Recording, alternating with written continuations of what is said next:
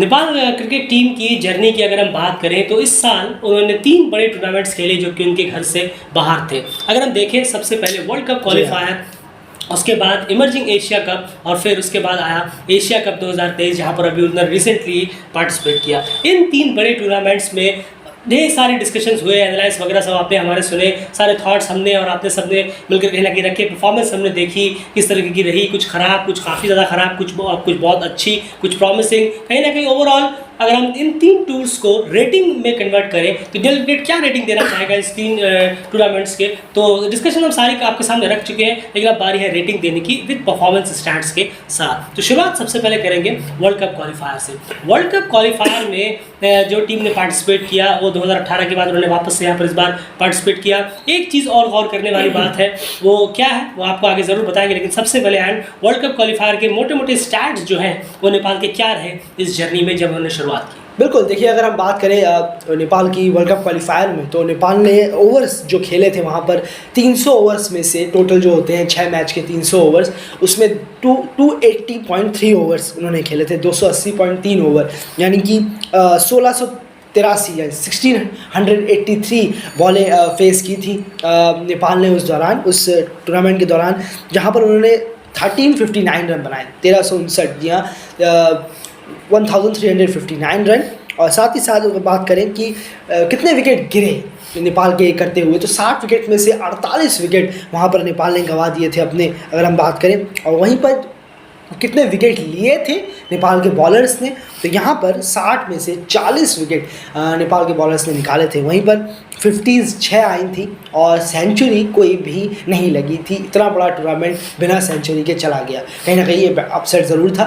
और 6 में से 2 मैच यहाँ टीम जीतने में सफल रही थी और 4 में उन्हें हार मिली थी। बिल्कुल, अब चलते हैं डेल क्रिकेट रेटिंग की तरफ। रेटिंग की अगर हम बात करें तो दो तीन यहाँ पर पहलू हम जोड़ना चाहेंगे। आप देखिए यहाँ पर 6 गेम्स में 40 विकेट बॉलर्स ने निकाले, यानी जितने विकेट उनके गिरे उससे कम उन्होंने दूसरी टीम्स के विकेट लिए। तो ये अपने आप में एक बड़ा सेटबैक है, क्योंकि बहुत छोटी छोटी चीज़ें आपको समझनी होगी, क्योंकि आप बड़े इवेंट पे और बाहर जा रहे हैं, इस तरह के इवेंट्स पे आप परफॉर्म करने के लिए जाते हैं। खास करके वर्ल्ड कप क्वालिफायर की बात कर रहा हूँ, यहाँ पर आप लर्न करने के लिए नहीं जाते। लर्निंग वाला टूर्नामेंट एशिया कप था यहाँ पर, और उससे फिर आपको एक और पॉइंट यहाँ पर जोड़ना है कि 7 प्लेयर्स वो थे स्क्वाड में जो 2018 का भी वर्ल्ड कप क्वालिफायर खेले थे, जिन्हें और इसी कंडीशंस पे उन्हें पता था कि जिम्बाब्वे में किस तरह के कंडीशंस होते हैं। 7 प्लेयर वो थे जो 2018 में भी थे और यहाँ पर भी स्क्वाड में एंट्री थे, उसमें से 5-6 प्लेयर तो खेले भी हैं प्लेइंग 11 में लगातार। उसके बावजूद भी उन सारे प्लेयर्स की तरफ से कोई परफॉर्मेंस ना निकलना, ये भी अपने आप में एक बहुत बड़ा डिसअपॉइंटिंग फैक्टर। चलिए आप नए प्लेयर्स को बेनिफिट ऑफ द डाउट दे देंगे, जबकि नए प्लेयर्स में गुलशन जाने तो शानदार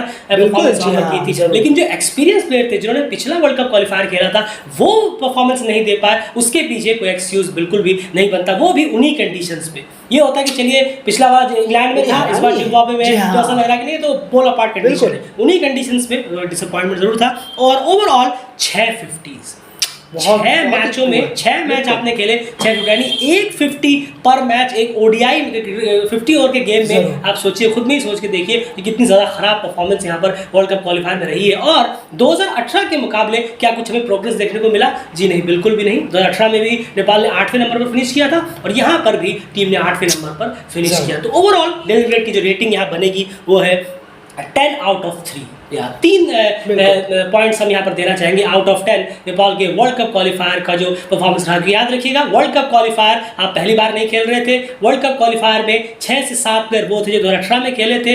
वर्ल्ड कप क्वालिफायर के 6 मैचों में आपने सिर्फ 650 लगाई है और आपके विकेट ज़्यादा गिरे हैं, आपने ओपोनेंट्स के कम किए हैं। ये सब बहुत इंपॉर्टेंट और बड़े फैक्टर है जो कहीं ना कहीं 10 में से 3 पॉइंट्स की तरफ इशारा कर रहे हैं डेल क्रिकेट की तरफ से। चलिए बाकी सारे डिस्कशन तो हम ऑलरेडी आपके सामने कर ही चुके हैं। उसके बाद नेक्स्ट टूर्नामेंट की तरफ चलते हैं यार। इमर्जिंग एशिया कप के जो स्टैट्स है सबसे पहले वो बताइए और उसके बाद यहाँ पर हम रेटिंग देने की यहाँ पर भी कोशिश करें। बिल्कुल, अगर हम बात करें ओवर्स कितने खेले थे नेपाल ने वहाँ पर, तो 99.2 ओवर्स खेले थे वहाँ। 150 ओवर में से 3 मैचेस खेले थे इमर्जिंग एशिया कप में।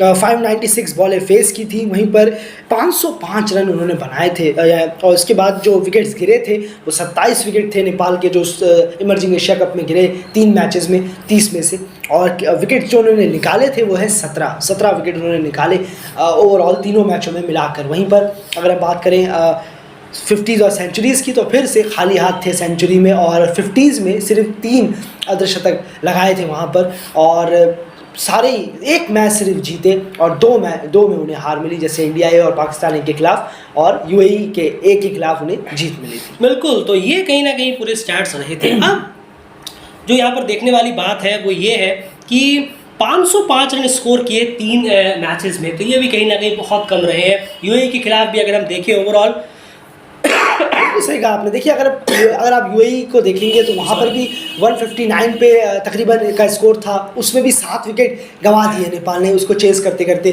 और पाकिस्तान के खिलाफ जो हाल हुआ था, फिर इंडिया के खिलाफ हुआ 100 के अंदर 6-7 विकेट, तो वहाँ पे भी बैटिंग का एक बहुत ही पुअर परफॉर्मेंस हमें नज़र आया। तो 505 रन बॉल भी नहीं है, अगर आप ये देखेंगे तो बहुत ही एक बिलो एवरेज परफॉर्मेंस बैटिंग से आई थी। बिल्कुल। तो अब यहाँ पर एक चीज़ और है कि अब अभी आप सोचिए कि डेफिनेटली आप ये तो जरूर मानेंगे कि ए साइड के खिलाफ कम से कम इससे बेटर परफॉर्मेंस तो होनी चाहिए। अरे जरूर, बिल्कुल, क्या कहेंगे आप? नहीं, बिल्कुल सही कहा आपने। ए साइड्स के खिलाफ आपकी परफॉर्मेंस ज़रूर होनी चाहिए। वो प्लेयर्स हैं जो डोमेस्टिक खेल रहे हैं, या यूँ कहें कि कुछ लीग्स वगैरह में बस हैं, अभी इंटरनेशनली पहुँचे नहीं है। सिर्फ पाकिस्तान ए में थे मोहम्मद वसीम और शाहनवाज दहानी, वो थे जो खाली इंटरनेशनल लेवल का क्रिकेट खेले, लेकिन बाकी तो बॉलर्स थे और भी इंडिया में थे। लेकिन हमने क्या देखा, हमने यूएई के खिलाफ भी स्ट्रगल करते हुए नजर आए नेपाल के बैट्समैन।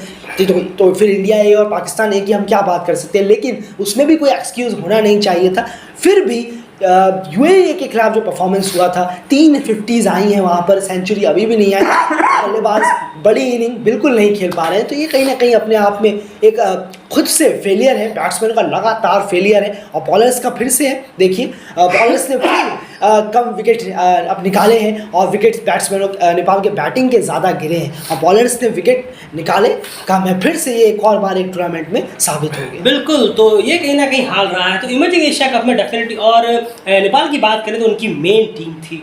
बाकी अगर टीम्स की बात करें तो वो डेफिनेटली किसी की ए साइड थी, किसी की कहने को ए साइड थी, लेकिन वो डेफिनेटली उनकी बी ऐसी स्ट्रिंग थी। लेकिन उसके बावजूद नेपाल की जो ए साइड थी, यहाँ पर संदीप और दीपेंद्र सिंह है, शायद करण केसी वहाँ पर नहीं थे। बाकी उनकी खास करके बैटिंग यूनिट की अगर मैं बात करूँ तो फुल फ्लेज उनकी बैटिंग यूनिट थी, लेकिन उसके बावजूद भी परफॉर्मेंस बहुत ज़्यादा खराब रहा। यूएई के खिलाफ भी बेहतर आता तो हम कह सकते थे कि चलिए जरूर, बिल्कुल, लेकिन यूएई के खिलाफ भी बहुत ही खराब परफॉर्मेंस बैट्समैन की रही। और विकेट्स की भी यहाँ पर भी 27 विकेट आपके गिरे, आपने सामने वाले के सिर्फ 17 विकेट गिरा है। तो ये कहीं ना कहीं कहानी, और ये याद रखिए वो ए साइड्स थी, तो ये भी अपने आप में डिसअपॉइंटमेंट था। रेटिंग की बात करें तो कहना होगा 10 आउट ऑफ 2। जरूर डेफिनेटली इमर्जिंग एशिया कप में ए साइड से उनके खिलाफ भी आप अपनी सीनियर टीम लेकर आए हैं, वहाँ पर भी परफॉर्मेंस वो निकली नहीं, ना यूएई के खिलाफ उस तरह की परफॉर्मेंस निकली, और ना ही इंडिया और पाकिस्तान के खिलाफ हमें वो परफॉर्मेंस देखने को मिली है। ओवरऑल एक सोमपाल कामी ने कहीं ना कहीं पाकिस्तान के खिलाफ एक इनिंग जरूर अच्छी खेली थी, लेकिन ओवरऑल पिक्चर की हम यहाँ बात कर रहे हैं तो 10 आउट ऑफ 2 या 2.5 आप कह सकते हैं, ये रेटिंग हमारी रहेगी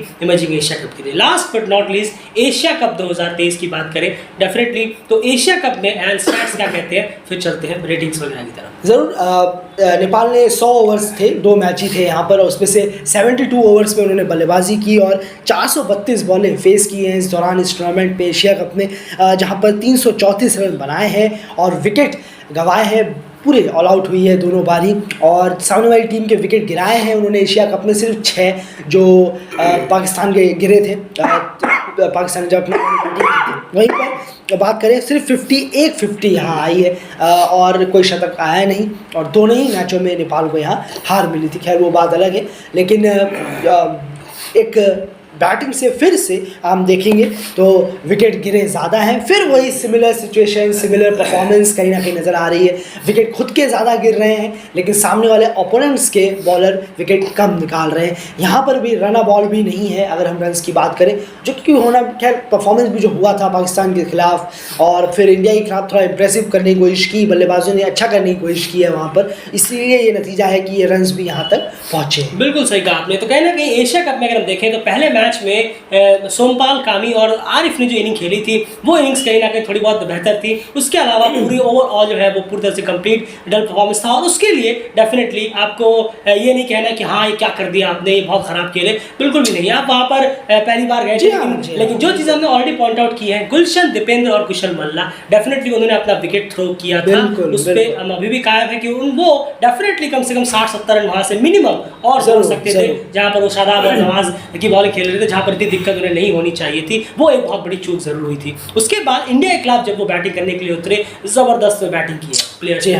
तो वो हम ऑलरेडी बात कर चुके हैं उसको लेकर, और बेहतरीन बैटिंग की है, चाहे हम किसी भी डिपार्टमेंट में देखें। यहाँ पर मैं आपसे एक चीज़ पूछना चाहूँगा लास्ट में, सबसे पहले एशिया कप की रेटिंग हम आपको दे देते हैं 10 में से 4, जो कि सबसे ज़्यादा रहे। जी हाँ। और वो 4 इसीलिए 5 भी हो सकता था अगर नेपाल कम से कम इंडिया के 3 या 4 विकेट गिरा देता। जरूर जब ये पूरे के पूरे 4 जो है, इसमें से 3.5 आप मान के चलिए इंडिया के साथ जो आपने बैटिंग की है उसी की वजह से, और जो बाकी आधा है वो सोमपाल और आरिफ के बीच में एक 50 की पार्टी जो उन्होंने दिलेरी दिखाई थी पेसर्स के सामने, वही पाकिस्तान के पेसर्स के सामने, उसका आपको कम से कम कुछ तो पॉइंट्स देना ही पड़ेगा। तो 4 पॉइंट्स ये बनते हैं, ये 5 हो जाते अगर कम से कम 3-4 विकेट इंडिया के यहाँ पर हमें गिरते नजर आते। लेकिन बॉलिंग में एंड मैं आपसे एक सीधा सवाल पूछना चाहूंगा, पूरे 3 टूर की हमने यहाँ बात की, अलग अलग पर्सपेक्टिव से हमने ऑलरेडी आपको वीडियोस में समझाया हुआ है सारे टूर्स के बारे में, एंड 2 ऐसे प्रॉब्लम्स जो आपको लगते हैं कि थ्रू द टूर रहे जरूर है, चाहे वो जिम्बाब्वे गए हो, चाहे वो इमर्जिंग खेलने गए हो, या फिर वो यहाँ पर गए हो, तो बड़े प्रॉब्लम आपको क्या नजर आते हैं और क्यों?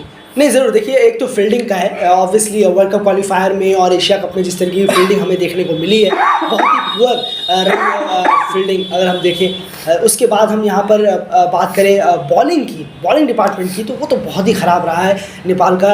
विकेट गिरा कम रहे हैं, ऑल आउट ओपोनेंट को कम कर रहे हैं, और फुल मेंबर्स के खिलाफ जिस तरीके का परफॉर्मेंस आया है, ये बड़े बड़े टूर्नामेंटों में एक शर्मनाक परफॉर्मेंस के तौर पर जाना जाएगा। अगर क्योंकि एक बार था एशिया कप में पहुंचने का, चलिए आप बच गए, कोई बात नहीं, लेकिन वहीं पर 2-3 बार पहुंच जाएंगे आप, तब सिमिलर इसी तरीके का परफॉर्मेंस अगर हमें नज़र आने लगेगा तो फिर आप बार बार वो काम नहीं चलेगा कि हाँ चलिए इम्प्रेस किया, बिल्कुल नहीं। कहने को कह सकते हैं, जो कहेंगे वो गलत कह रहे हैं बिल्कुल ही, कि 2-3 बार अगर एशिया कप में आप पहुँच गए फिर भी आप यही रट्टा मारे जा रहे हैं। लेकिन वर्ल्ड कप क्वालिफायर में आप कई बार खेल चुके हैं, वहाँ पर आपका परफॉर्मेंस देखिए, बॉलिंग से आपने विकेट्स कम लिए हैं, ऑल आउट्स कम किया है टीम को, खाली ये रहकर हो जाएगा कि बस एसोसिएट के खिलाफ ही शायद नेपाल की बॉलिंग काफ़ी अच्छी है, काफ़ी टेम्परामेंट के साथ बॉलिंग कराती है, लेकिन जैसे ही थोड़े ऊपर की टीमें आती हैं शायद नेपाल की बॉलिंग फेल हो जाती है। अभी तक जो स्टैट्स है इस साल के वो यही बयां करते हैं कि फुल मेंबर्स के साथ जब भी मैच हुए, ना आयरलैंड, ना वेस्ट इंडीज़, ना जिम्बाब्वे, ना ही इंडिया, ना इंडिया ए, इंडिया पाकिस्तान ए,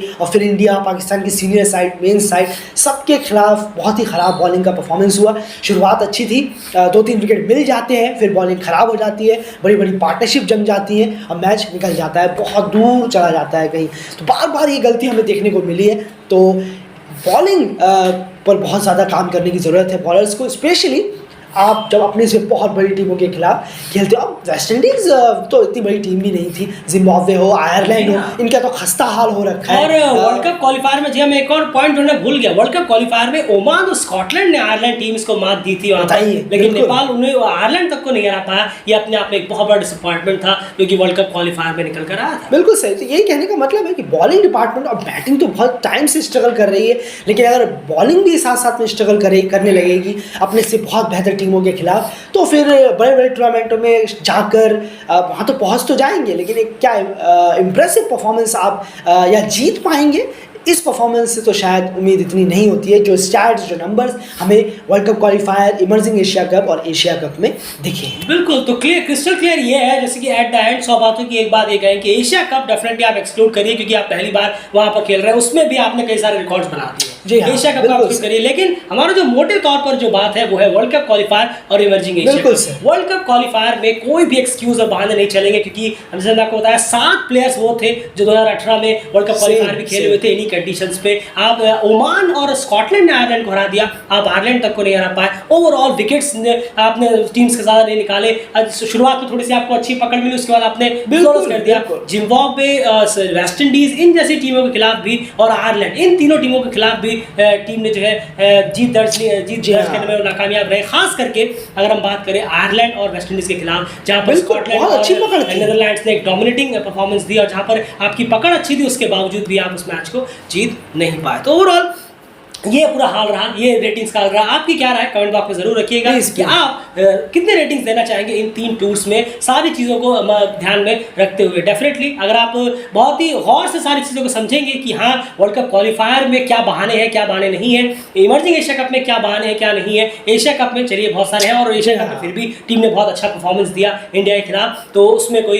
दोराय नहीं होगा। आपकी रेटिंग्स क्या है जरूर कमेंट बॉक्स में बताइएगा। फिलहाल इस वीडियो में इतना है। और ये तीनों जी हाँ। की जर्नी थी नेपाल की अभी तक की, जो अवे में उन्हें जाना था। 3 बड़े टूर्नामेंट्स खेलने थे, वो तीनों कंप्लीट हो चुके हैं, जहां पर उनकी सबसे अच्छी परफॉर्मेंस पूरी इस टूर में लास्ट गेम में आई, जो कि इंडिया के खिलाफ आई बैटिंग के थ्रू। लेकिन वहां पर भी एक सबसे बड़ा सवाल खड़ा हो गया कि बॉलिंग में एक भी विकेट वो टीम का नहीं निकाल पाए, जबकि 7 या 8 बॉलर्स कम से कम इस्तेमाल किए गए थे इंडिया के खिलाफ में। फिलहाल इस वीडियो में इतना ही। क्या सारी कमियां हैं, क्या सारी चीज़ें हैं, वो इस अबे के पूरे इस लंबे टूर से कहीं ना कहीं कोच और कैप्टन और मैनेजमेंट के सामने आ गई होंगी। अब इस पर काम करना, किस तरह से काम करना है, और क्योंकि अब कोई इवेंट्स वगैरह खेलना है नहीं, अब जी हाँ, अब कहीं ना कहीं क्रिकेट बोर्ड को ये सोचना होगा कि अब किस तरह से वो चीज़ें बरकरार रखी जाए। ये भी एक अपने आप में चैलेंज है। आप लगातार 11 मैचेस बाहर तो खेल कर आए हैं अभी, अगर हम देखें मोटे मोटे तौर पर, लेकिन इसी को बरकरार रखना, क्या आप अवे बायलैटरल मैचेस होंगे, क्या टीम बाहर जाएगी, ये सब चीज़ें अब देखने वाली बात है। या फिर